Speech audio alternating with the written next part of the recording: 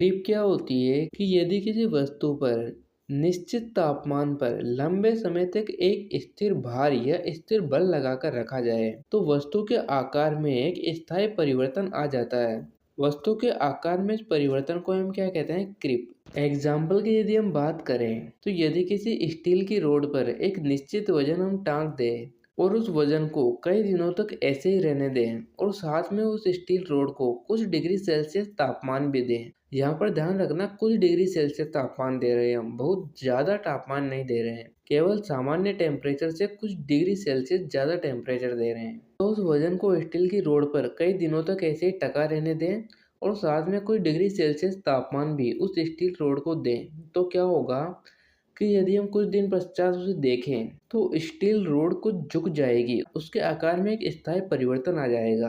आप खुद भी इस एक्सपेरिमेंट को करके देख सकते हैं कि किसी स्टील रोड को लेना और उस पर एक निश्चित वजन जैसे कि 15 केजी वजन उस पर टांग देना। याद रखना, वजन उतना ही टांगना जितना कि स्टील रोड आसानी से सहन कर सके और झुके नहीं। तो आपने 15 केजी वजन उस स्टील रोड पर टांग दिया।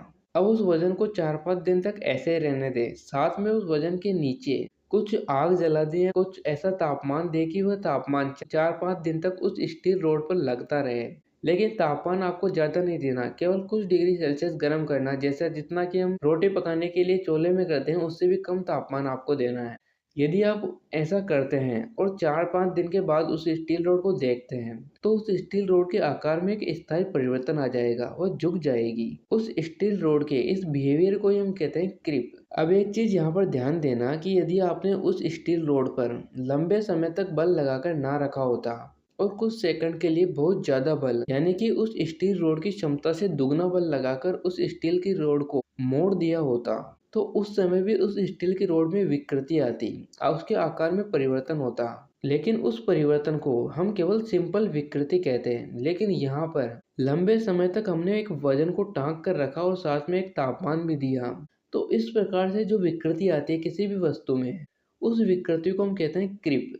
यानी विकृति वही है लेकिन उसका तरीका बदल गया है, इसीलिए उसका नाम भी बदल गया है और आ गया है यहाँ पर क्रीप। फटीग क्या होता है कि यदि हम किसी वस्तु पर बार बार लोड लगाएं और फिर उस लोड को हटा लें, फिर से लोड लगाएं और फिर से उस लोड को हटा लें, फिर से लोड लगाएं और फिर से उस लोड को हटा लें, मतलब कि बदल बदल कर यदि हम किसी वस्तु पर लोड लगाते हैं तो एक लंबे समय के बाद क्या होता है कि वह वस्तु थक जाती है और एक दिन अचानक से टूट जाती है। वस्तु के इसी बिहेवियर को हम क्या कहते हैं, फटीग फेलियर। इसमें एक्चुअली क्या होता है कि जैसे ही हम किसी वस्तु पर बल लगाते हैं, फिर से हटाते हैं, फिर से लगाते हैं, फिर से हटाते हैं, तो उस वस्तु के अंदर छोटे छोटे माइक्रो क्रैक्स बनना शुरू हो जाते हैं और जैसे जैसे हम बार बार बदल बदल कर लोड लगाते जाते हैं उस वस्तु पर, तो क्रैक धीरे धीरे अंदर ही अंदर उस वस्तु के बड़े होने लगते हैं। लेकिन बाहर से वो क्रैक्स हमें दिखाई नहीं देते हैं और एक दिन ऐसा आता है जब वो क्रैक्स एक दूसरे से मिलकर एक बहुत बड़ा क्रैक बन जाता है। लेकिन ये क्रैक भी वस्तु के अंदर ही रहता है और एक दिन ये क्रैक वस्तु से बाहर आता है और बाहर आते ही वस्तु टूट जाती है। इसमें क्या होता है कि हमें पता नहीं चलता कि वस्तु के अंदर क्रैक्स बन रहे हैं नहीं बन रहे हैं, वस्तु के अंदर विकृति आ रही है नहीं आ रही है, इस चीज का हमें पता नहीं होता है। तो वस्तु के इस प्रकार के बिहेवियर को हम क्या कहते हैं, फटीग। एग्जाम्पल की यदि हम बात करें तो एरोप्लेन जब टेक ऑफ करती है तो उसके विंग्स पर ज़्यादा लोड लगता है और जब वो लैंडिंग करती है तो उसके विंग्स पर कंपैरेटिवली कम लोड लगता है। और जब बार बार एरोप्लेन टेक ऑफ करती है, लैंडिंग करती है, टेक ऑफ करती है, लैंडिंग करती है, यानी कि यही साइकिल जब बार बार चलता रहता है तो उस पर बदल बदल कर एक लंबे समय तक लोड लगता है। तो लंबे समय के बाद क्या होता है कि एरोप्लेन के विंग्स अचानक टूट जाते हैं और एक बड़ी दुर्घटना हो जाती है। आपने कई बार न्यूज में भी ऐसी दुर्घटनाओं को देखा होगा। इन दुर्घटनाओं का मुख्य कारण होता है फटीग फेलियर। रेलवे के जो ट्रैक्स होते हैं उन पर भी जब ट्रेन आती है तो उन पर लोड अधिक लगता है और ट्रेन निकलने के बाद उन पर लोड कम हो जाता है और यही साइकिल जब लंबे समय तक चलता है तो क्या होता है कि ट्रैक में छोटे छोटे क्रैक्स मिलकर एक बड़ा क्रैक बन जाता है और एक दिन अचानक रेलवे ट्रैक टूट जाते हैं। इससे भी एक बड़ी दुर्घटना हो सकती है। इंजन की जो क्रैंक शाफ्ट होती है उनमें भी जब कंबशन होता है तो लोड अधिक लगता है और जब एग्जॉस्ट होता है तो लोड कम लगता है और यही साइकिल जब लंबे समय तक चलता रहता है तो एक दिन क्या होता है कि फटीग फेलियर के कारण इंजन की क्रैंक शाफ्ट टूट जाती है। इससे भी हमारे व्हीकल में बड़ा नुकसान हो सकता है।